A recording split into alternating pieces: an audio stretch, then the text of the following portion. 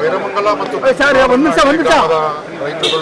ಮುಖ್ಯಮಂತ್ರಿಗಳನ್ನ ಭೇಟಿ ಬೇರೆಲ್ಲ ಏನು GBDA ವ್ಯಾಪ್ತಿಯ ಟೌನ್ಶಿಪ್ ಏನಿದೆ ಆ ವ್ಯಾಪ್ತಿಯ ಬೇರೆ ಎಲ್ಲ ಗ್ರಾಮಗಳ ಫೈನಲ್ ನೋಟಿಫಿಕೇಶನ್ ಆಗಿದೆ. ಆದರೆ ಬೈರಮಂಗಲ ಮತ್ತು ಕಂಚಗಾರನಹಳ್ಳಿ ರೆವಿನ್ಯೂ ಗ್ರಾಮಗಳ ಫೈನಲ್ ನೋಟಿಫಿಕೇಶನ್ ಪೆಂಡಿಂಗ್ ಇದೆ. ಕೆಲವು ಟೆಕ್ನಿಕಲ್ ಗ್ರೌಂಡ್ಸಿಂದ ನಿಧಾನ ಆಗ್ತಾ ಇದೆ ಅಂತ ಹೇಳ್ತಿದ್ದಾರೆ ಆಫೀಸಲ್ಲಿ.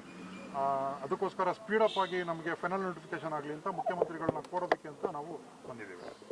ಈಗಾಗಲೇ ಬಿಡದಿ ಟೌನ್ಶಿಪ್ ವಿರೋಧಿಸಿ JDS ಪಾದಯಾತ್ರೆ ಕೈಗೊಂಡಿದೆ.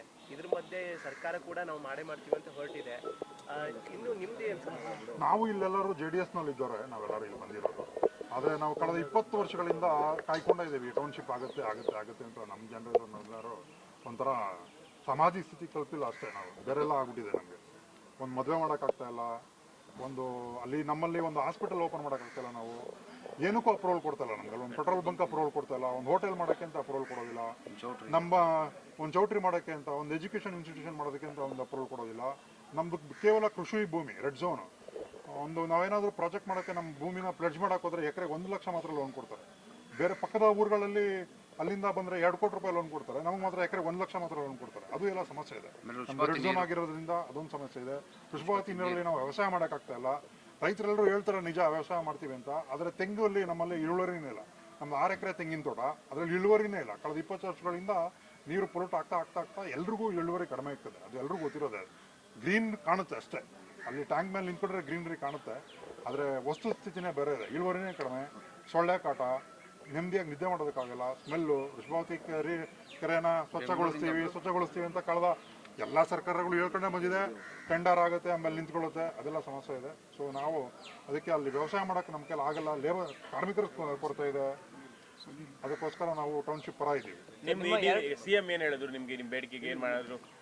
ಬೇಡಿಕೆಗೆ ಸ್ಪಂದಿಸ್ತೀನಿ ಅಂತ ಹೇಳಿದ್ದಾರೆ ಮುಖ್ಯಮಂತ್ರಿಗಳು. ಸ್ಪಂದಿಸ್ತೀನಿ ಅಂತ ಹೇಳಿದ್ದಾರೆ, ಮತ್ತೆ ಭೇಟಿ ಮಾಡ್ತೀನಿ ಅಂತ ಹೇಳಿದ್ದಾರೆ. ಅಭಿವೃದ್ಧಿ ಪರ ಇರೋದಕ್ಕೋಸ್ಕರ ನಮ್ಮನ್ನ ಭೇಟಿ ಮಾಡ್ತೀವಿ. ನಾವು ಇಲ್ಲಿ ರಾಜಕಾರಣ ಮಾಡಕ್ಕೆ ಬಂದಿಲ್ಲ. ಕೆಲವರು ರಾಜಕಾರಣ ಅವರ ಹಿತಾಸಕ್ತಿಗೋಸ್ಕರ ರಾಜಕಾರಣ ಮಾಡ್ತಾ ಇದ್ದಾರೆ. ಅದೇ ನಾವು ಯಾವುದೇ ಪಕ್ಷ ಇಲ್ಲ ನಾವಿಲ್ಲ.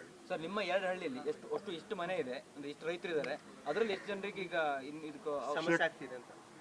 ನಮ್ಮಲ್ಲಿ ಬೈರಮಂಗಲ ಗ್ರಾಮದಲ್ಲಿ ಎಲ್ರಿಗೂ ಸಮಸ್ಯೆ ಆಗ್ತದೆ. ನೀರಿನ ಸಮಸ್ಯೆ ಎಲ್ರಿಗೂ ಇದೆ. ಕೊಳಚೆ ನೀರಿನ ಸಮಸ್ಯೆ ಬೈರಮಂಗಲ ಗ್ರಾಮದ ಹ್ಯಾಮ್ಲೆಟ್ ವಿಲೇಜ್, ಕೋಡಿಹಳ್ಳಿ, ಚೌಕಹಳ್ಳಿ, ಕೆಂಪಶೆಟ್ಟಿ ದೊಡ್ಡಿ, ಕೆಂಪೈನಪಾಳ್ಯ, ಇವೆಲ್ಲವಕ್ಕೂ ನೀರಿನ ಸಮಸ್ಯೆ ಇದೆ. ಬೆಂಗಳೂರಿಂದ ಬರುವಂತ ನೀರು ಕೊಳೆ ನೀರಿಂದನೇ ಹೋರಾಟಗಾರರಲ್ಲಿ ಹೆಚ್ಚಿರುವಂತದ್ದು ಅಂತ ಇದೆ. ಬೈರಮಂಗಲದಲ್ಲಿ ನಾವು ಪರವಾಗಿ ಹೋರಾಟ ಮಾಡ್ತಾ ಇದ್ದೇವೆ. ನಾವು ಕಳೆದ 20 ವರ್ಷಗಳಿಂದ ನಾವು ಪರವಾಗಿದ್ದೇವೆ.